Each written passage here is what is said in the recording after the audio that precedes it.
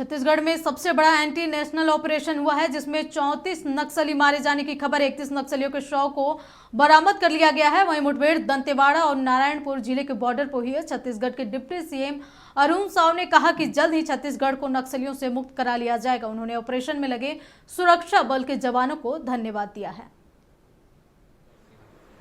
हमारी सरकार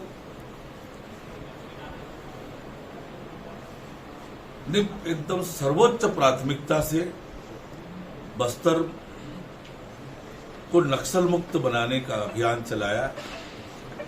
चुनाव में हमने वादा किया था कि हम छत्तीसगढ़ को नक्सल मुक्त बनाएंगे। हमारी सरकार बनते ही केंद्र सरकार के सहयोग से हम इस दिशा में लगातार तेज गति से काम कर रहे हैं और हमारे जो सुरक्षा के जवान हैं